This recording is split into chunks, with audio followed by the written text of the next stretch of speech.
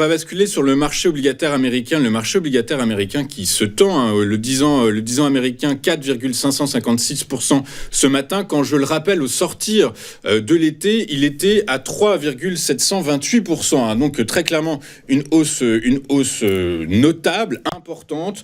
Les taux se tendent. Pour autant, alors évidemment, il y a un risque pour l'économie américaine. On le sait bien, les conditions de financement se resserrent. Moi, ça va être plus compliqué pour l'investissement des entreprises américaines. Pour autant, les dernières données sur le PIB américain ont été revues à la hausse, c'est bon tout ça, mais il y a des craintes. Les craintes ressurgissent en fait, j'ai l'impression. Eh bien, il y a il y a quelque chose qui grippe le moteur américain. C'est ce qu'on voit ici sur la courbe orange qui représente l'évolution de l'inflation. C'est qu'effectivement, comme vous l'évoquiez, l'inflation converge. C'est l'échelle de gauche, l'inflation, converge vers les 2% durant tout l'été, durant une partie du deuxième semestre de 2024. Et à partir d'octobre, celle-ci commence à se relever et passe de 2,4%, donc l'inflation aux États-Unis, à 2,7% selon les statistiques de novembre, publiées début décembre. Et ceci engendre...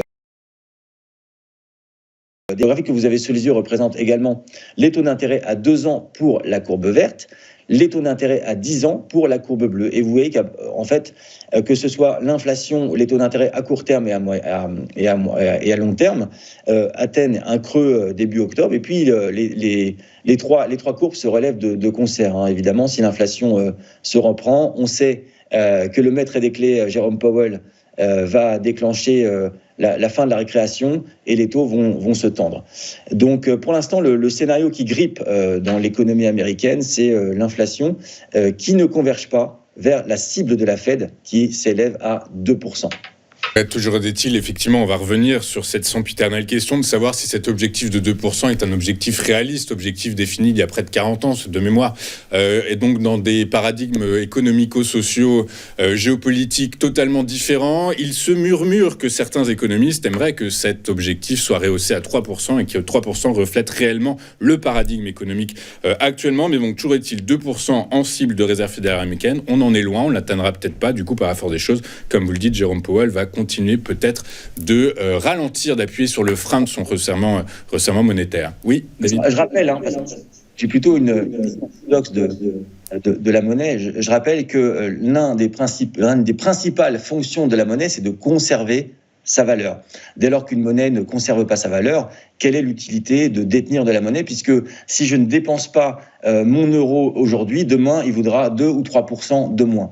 Et donc, évidemment, certains économistes, peut-être, voire des politiques, ont envie de laisser courir à la fois, peut-être...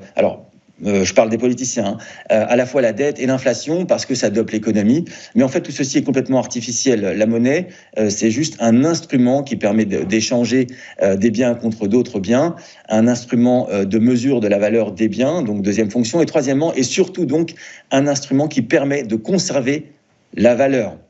Et dès lors que... l'inflation file au-delà d'un certain montant, eh bien cette fonction n'est pas respectée et donc la monnaie ne sert plus à rien. Voilà, c'est important de le rappeler, les 3 fonctions de la monnaie et notamment conserver la valeur.